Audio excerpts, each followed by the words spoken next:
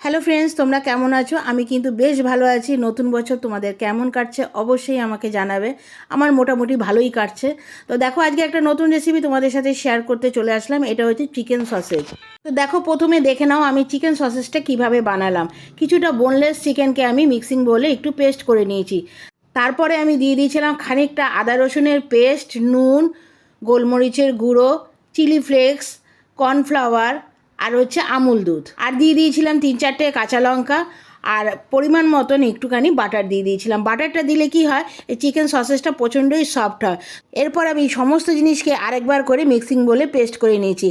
এরপরে খানিকটা চিকেন হাতে আমি নিয়ে এরকম লম্বা লম্বা করে একটু তৈরি করে নিয়ে স্টিমারে স্টিম করে নিয়েছিলাম। এটা কিন্তু তোমরা ফয়েল পেপারেও ফোল্ড করে গরম জলে ফুটিয়ে নিতে পারো, কিন্তু টেস্টটা কিন্তু একই রকম থাকে। তো ফয়েল পেপার আমার কাছে তখন সেই মুহূর্তে ছিল না, তাই কিন্তু আমি এই পদ্ধতিতে চিকেন সসেজগুলো তৈরি করে নিয়েছি। তো খুব একটা সময় কিন্তু লাগে না ভাপ দিতে, খুব সুন্দর কিন্তু সিদ্ধ হয়ে যায়। এরপরে ঠান্ডা করে নিয়ে দেখো আমি পিস পিস করে কেটে নিয়েছি। এটা কিন্তু তোমরা এভাবে স্টোর করে রেখে দিতে পারো। এই জিনিস দিয়ে কিন্তু বিভিন্ন রকম রেসিপি তৈরি করা যায়। এরপরে এটা দিয়ে আমি কি তৈরি করলাম সেটাই তোমাদের সাথে শেয়ার করব। তো এটাকে দেখো পিস পিস করে কেটে নিয়ে আমি কিন্তু কড়াইতে তেল দিয়ে প্রত্যেকটা টুকরোকে ভালো মতন একটু ভেজে তুলে নিয়েছি। এটা কিন্তু প্রচণ্ড নরম হয়েছিল যেহেতু বাটার দিয়েছিলাম। তোমরা কিন্তু দুরকম পদ্ধতিতে এই চিকেন সসেজটা তৈরি করে নিতে পারো। তো যাই হোক, এরপরে আমার লেগেছিল পেঁয়াজ, ক্যাপসিকাম, কাঁচা লঙ্কা আর রসুন। এদিকে কিন্তু কড়াইতে তেল দিয়ে প্রত্যেকটা টুকরোকে আমি লাল লাল করে ভেজে তুলে নিয়েছি। রেসিপিটা কেমন লাগছে অবশ্যই কিন্তু আমাকে কমেন্টস করে তোমরা জানাবে। আমি কিন্তু তোমাদের কমেন্টসের অপেক্ষায় থাকি। প্রত্যেকটা টুকরোই কিন্তু আমার ভাজা হয়ে গেছে। এবার ওই কড়াইতেই আমি আরেকটু তেল দিয়ে যে পেঁয়াজ আর ক্যাপসিকাম কেটে রেখেছিলাম সমস্ত জিনিসকে আমি দিয়ে দেবো। এবার ওটা ভাজতে ভাজতে একটা বাটিতে আমি যত রকম সস ছিল সব কটাকে অ্যাড করে নিয়েছি।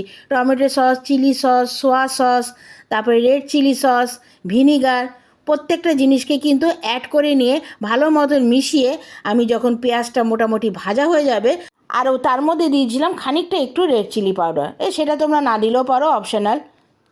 এরপর যখন পেঁয়াজটা ভাজা হয়ে যাবে আমি ওই মিশ্রণটা ওর মধ্যে দিয়ে দেবো, আর আন্দাজ মতন দিয়ে দেবো নুন। নুনটা তোমরা একটু বুঝে দিও, যেহেতু সয়া সসে একটু নুন ভাব থাকে। সামান্য একটু মিষ্টি তোমরা এর মধ্যে দিও স্বাদের ব্যালেন্সের জন্য। এবার সব কিছু ভালো মতন মিশে গেলে কিন্তু আমি ওর মধ্যে দিয়ে দেবো চিকেনের সসেজগুলো। এটা দিয়েও ভালো মতন মিশিয়ে নেব। তারপরে দিয়ে দেবো সামান্য একটু জল। যেহেতু এটা গ্রেভিটা একটু ঘনই হবে, তাই জলের পরিমাণটা একটু কমই দিও। হ্যাঁ, রেসিপিটা তোমাদের কেমন লাগছে আমাকে কিন্তু কমেন্টস করতে তোমরা ভুলে যেও না। আর রেসিপিটা তোমাদের ভালো লাগলে তোমরা তো জানো কি করতে হবে, একটা লাইক, কমেন্টস আর এটা বন্ধুদের সাথে কিন্তু শেয়ার করে দিও। আর একটা জিনিস তোমাদেরকে দেখাতে আমি ভুলে গেছি, সেটা হচ্ছে যে খানিকটা কর্নফ্লাওয়ার গুলে কিন্তু এর মধ্যে লাস্টে তোমরা অ্যাড করে দেবে। আর নামানোর আগে দিয়ে দিয়েছিলাম খানিকটা রসুন পাতা। তো রেসিপিটা কিন্তু তোমরা ফেসবুক থেকে দেখে থাকলে অবশ্যই ফলো করে দিও, আর যদি ইউটিউব থেকে দেখে থাকো তাহলে কিন্তু আমার চ্যানেলটা সাবস্ক্রাইব করে দিয়ে বেল বাটনটা টিপে দিও, যাতে এরকম নিত্য নতুন রেসিপি শেয়ার করলেই তার নোটিফিকেশন সবার আগে তোমাদের কাছে পৌঁছে যায়। আবার আসবো, এখনো যেন টাটা।